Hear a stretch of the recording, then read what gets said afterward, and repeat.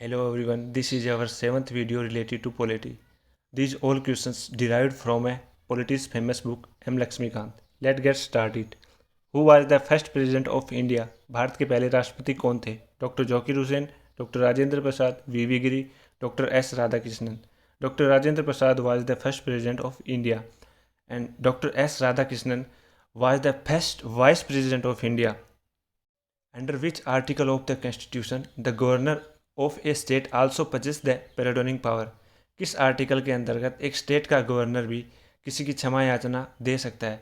Article 121, article 161, article 321, article 123. Article 161 के अंतर्गत किसी स्टेट का गवर्नर किसी को क्षमा याचना दे सकता है. Which article of constitution empowers the president to grant pardon to a person? Constitution का कौन सा आर्टिकल एक राष्ट्रपति को पेराडोनिंग पावर देता है यानी क्षमा याचना की पावर देता है?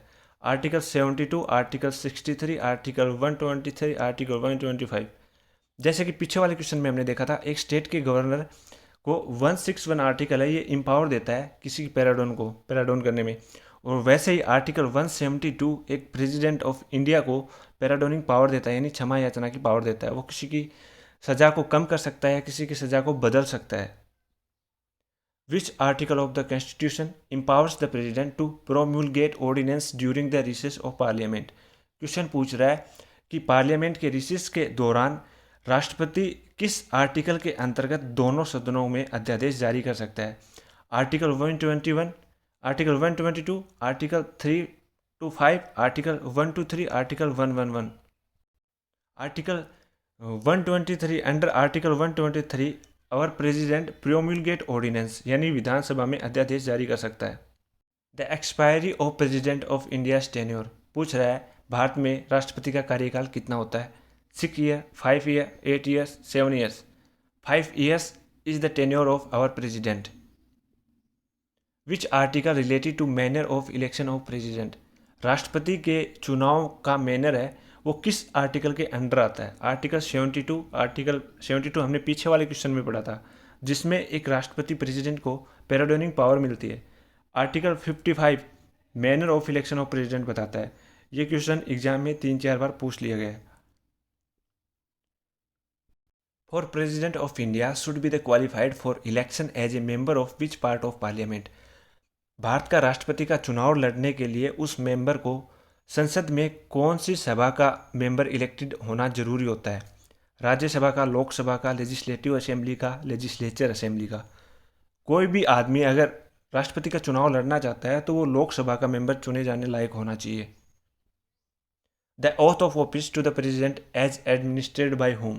राष्ट्रपति को शपथ कौन दिलाता है? Chief justice of India, PM of India, home secretary या सीनियर मोस्ट जज ऑफ इंडिया?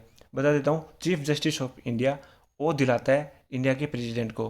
अगर chief justice of India absent है किसी न किसी रीजन से तो सीनियर मोस्ट जज ऑफ इंडिया प्रेसिडेंट को ओथ दिलाता है. President of India should have completed how much year of age for elections? Bharat का राष्ट्रपति का चुनाव लड़ने के लिए मेंबर की कम से कम कितनी आयु निर्धारित की गई है? 35 ईयर, 25 ईयर्स, 30 ईयर्स, 40 ईयर्स.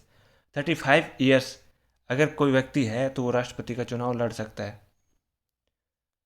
यहाँ कुछ इंपॉर्टेंस आपको नॉलेज दी गई है कि राष्ट्रपति का चुनाव में कौन कौन हिस्सा लेते हैं. The elected member of both the houses of parliament. Elected, इस पर ध्यान देना है, ना कि सिलेक्टेड. जो कि पार्लियामेंट में जैसे राज्यसभा में जो हमारा प्रेसिडेंट है वो 12 मेंबर्स सिलेक्टेड करता है, वो इलेक्टेड नहीं होके आते. वो सिलेक्टेड मेंबर किसी भी प्रेसिडेंट के इलेक्शन में हिस्सा नहीं लेते. दूसरे नंबर है the elected member of legislative assembly of the state. राज्य की विधानसभाओं के भी इलेक्टेड सदस्य ही, वहाँ भी नॉमिनेशन वाले सदस्य कोई भी नहीं होते. The elected members of legislative assembly of the union territory. कौन कौन सी यूनियन टेरिटरी के? दिल्ली एंड पुदुचेरी. साथ में बता देता हूँ, जम्मू कश्मीर लेजिस्लेटिव असेंबली के भी प्रेसिडेंट इलेक्शन में हिस्सा लेते हैं.